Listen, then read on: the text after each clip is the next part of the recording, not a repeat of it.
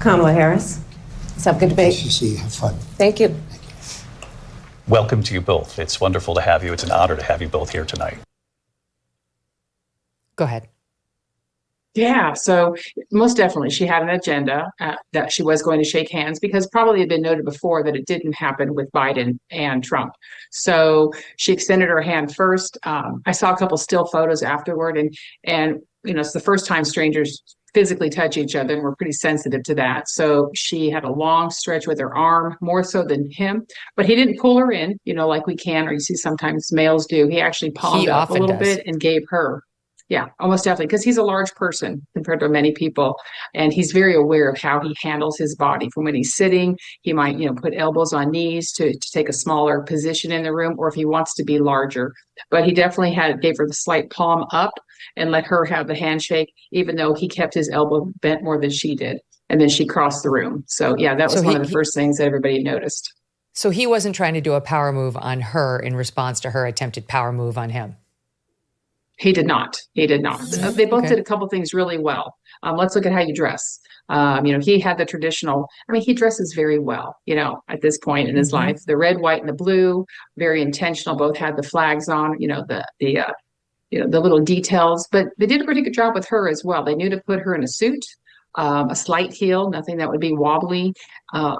And her top, very modest on the chest area, and the way the fabric flapped over kind of simulate a tie, but not be as masculine as a tie. Neutral nails, neutral makeup, hair done. So I would give it to them both that they knew that they were going to be on a global stage and to dress the part. Yeah, and no distractions in the dress. That's really what you want to avoid in their position. No one should be thinking about your dress, your jewelry, or your hair, et cetera. Right. She did, in the first half an hour of the debate, have quite a few facial reactions to what he was saying. We've got a bit of a video montage put together. Can you talk about what you noticed on her physical reactions to his statements? We can just play it and talk over it. Yes. Right. So that's putting the hand to the chin is very intentional, because typically we don't touch our faces unless we want to trigger a reaction or an emotion. And typically when you see the hand to the face, it's an evaluation. So she's subtly or very overtly considering what he says, but the smile on the face, it's not a genuine smile. That would be a Duchenne smile, says that she's entertained or amused by what he's saying. And yes, as part of her prepping, she knew that she would look at him often. And as part of Trump's prepping, he was not going to look at her. He was focused straight ahead. Hands almost never left the podium unless they were making a point, which they both at that point used their hands to draw, to make the point. Open palms for both of them, except at one time in Harris's final takeaway, where she had a slightly closed fist to make her point, in the passion that went with it, that she was really ramping up on her speech. Other than that, both Trump and Harris did have similar use of hands. One of the things that we did notice about Harris was when she started speaking that she had some stress that you could see coming through on the cartilage in her throat. You could only see the lines, the muscles, or the cartilage.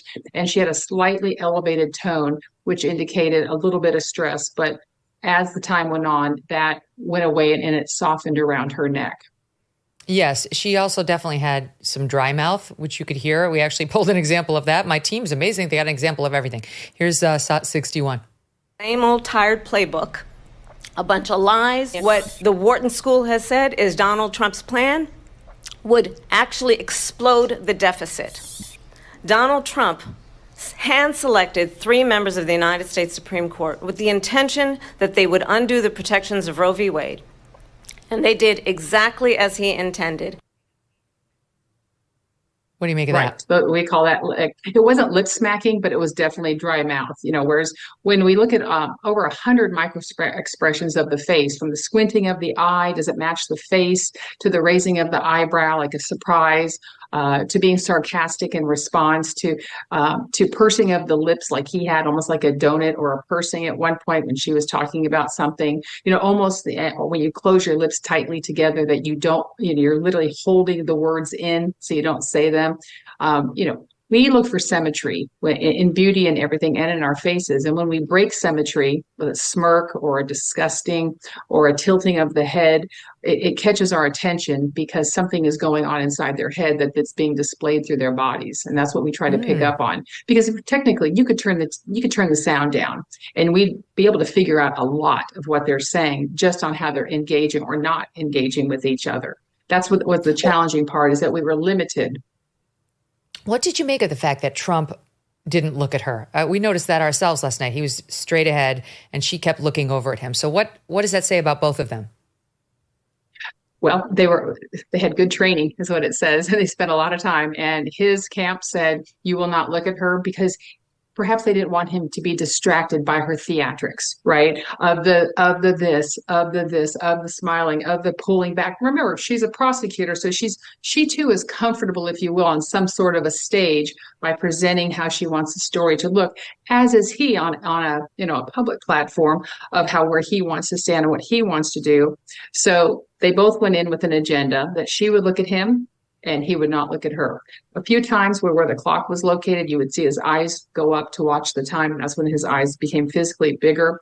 But I think it was really interesting. And when we analyze Trump from previous times, there's been a lot about his coloring or his makeup or his hair. This time, there's not really been much talk, which has been interesting because somebody in his entourage has figured out not to have that tinted or that orange, as some people have said, and to style the hair that it's flattering to the camera this time, which is an improvement. Mm-hmm. He did not look orange last night. He looked like just a little tan, like a golfing guy, as opposed to his sort of signature color. As a kid, you loved eating cereal, right? But as an adult, you don't want all that sugar. And most cereals do not have the protein you need. But then there's Magic Spoon, a nostalgically delicious cereal that tastes just like your childhood favorites, but without the sugar and with a ton of protein. And now Magic Spoon has turned their super popular cereal into high protein treats that are light, crispy, and taste just like those classic crunchy cereal bars. Magic Spoon's brand new treats are so delicious, and they can serve as a before or after gym snack. Magic Spoon's treats are an easy way to get 11 grams of protein on the go. And for the first time ever, Magic Spoon treats are available in grocery stores with delicious flavors like marshmallow and chocolatey peanut butter. Get $5 off your next order at magicspoon.com/MK or look for Magic Spoon in your nearest grocery store. Magicspoon.com/MK for $5 off. Magic Spoon, hold on to the dream. Thanks so much for watching. If you like what you just saw, hit the subscribe button for more clips and full episodes.